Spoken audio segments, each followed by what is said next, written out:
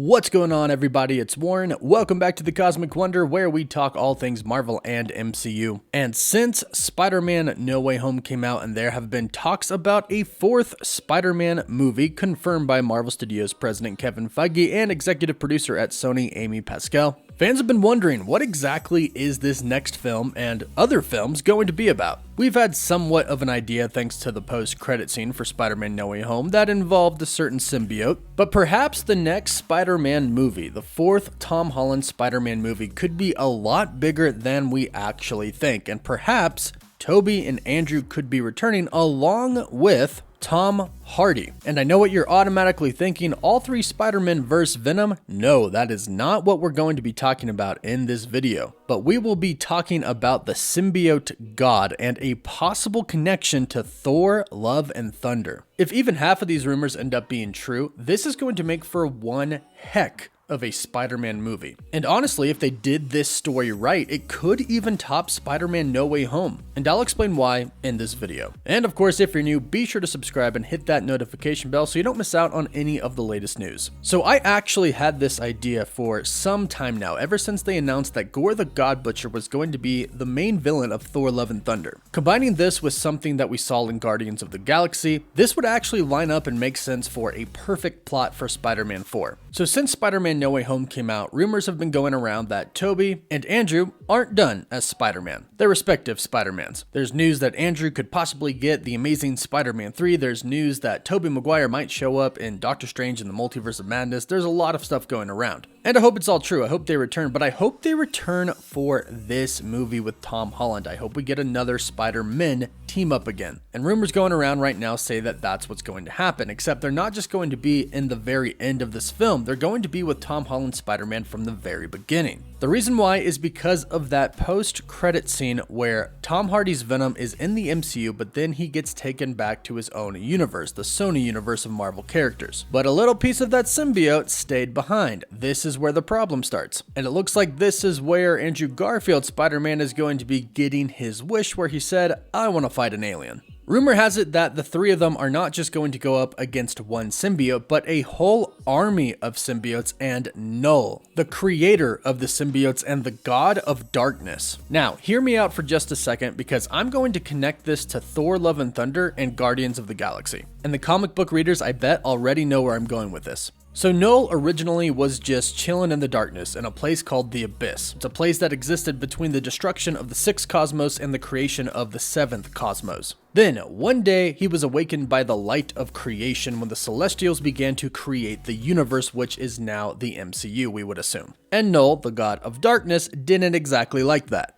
Knull was pretty pissed off, so what he decided to do was retaliate, and he created a sword of living darkness called the All Black. And what did he do? He went out and decapitated one of the Celestials. He cut the head clean off one of them. And where have we seen this before? We have seen this in Guardians of the Galaxy. Nowhere. Nowhere is a city that is literally built inside of the head of a decapitated Celestial. So how did the Celestial get its head decapitated in the MCU? It could have possibly been Knull, especially if you consider the events that are about to take place in Thor, Love, and Thunder. Stick with me here. Knull was cast back into the void of darkness, but the head of the Celestial was still with him. So he used the head to infuse cosmic energy from the Celestial's head inside of the sword, making it even more powerful. Now, Knull, still very pissed off and still seeking revenge on the divine light that had brought down his kingdom, created a symbiote suit of armor. He created this from the eldritch darkness that he commanded, and then he set out on a genocidal campaign against the other gods and life itself. And from here, he became a terribly feared, legendary figure for billions of years.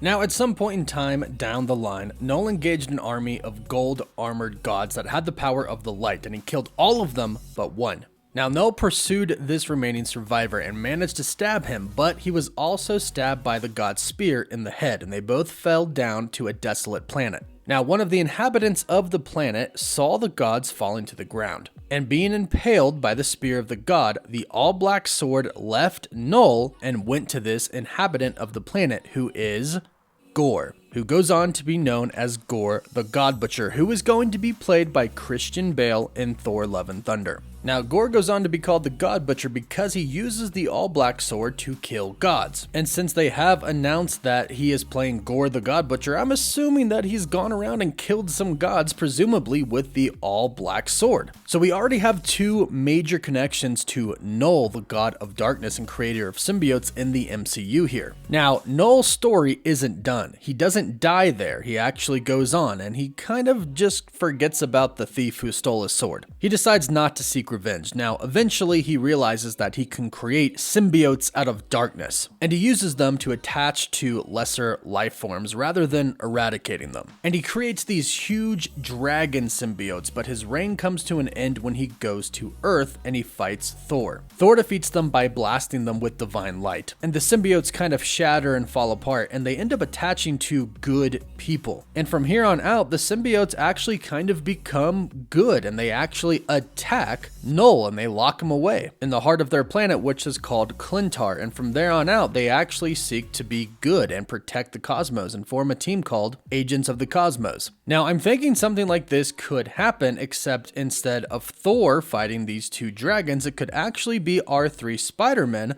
fighting Knull and an army of symbiotes. Now, among these symbiotes could be Venom and could be Carnage somehow. Not the Carnage that we just saw in Venom Let There Be Carnage, but an MCU Carnage. And clearly the symbiote that is left over from Tom Hardy's Eddie Brock and Venom being in the MCU is going to be different as well. So the Venom and Carnage that they would fight wouldn't be the ones we've already seen. But in Spider-Man No Way Home, Tobey Maguire Spider-Man said that he fought an alien. It was black and it was gooey and sticky. And it looks like Tom Holland's Spider-Man is about to run into the same thing, in which he will probably seek the help of Tobey Maguire. Now, of course, I acknowledge that nobody remembers him, including Doctor Strange, but we have no idea what is about to happen in Doctor Strange in the Multiverse of Madness. Anything could be possible, the spell could be erased, and things could be made right. I'm assuming eventually everybody will know who Peter Parker is again at some point, in which Peter could ask Doctor Strange for the help of Tobey Maguire's Peter, since that Spider-Man has fought the symbiote before, since that's what he mentioned. And why not bring in good old Andrew, since he always wanted to fight an alien and they could use the help. From here, I do think that from a story point, this would be a really awesome story, seeing the three Spider-Men work together to fight against a symbiote army. That's a very Spider-Man type of feel. This could start the actual real Venom in the MCU by the new Venom symbiote bonding to Peter Parker at first, only for Peter to reject it, and that could eventually lead to a Carnage storyline down the road as well. And I do kind of hope that if this all happens, they actually bring Tom Hardy's Eddie Brock and Venom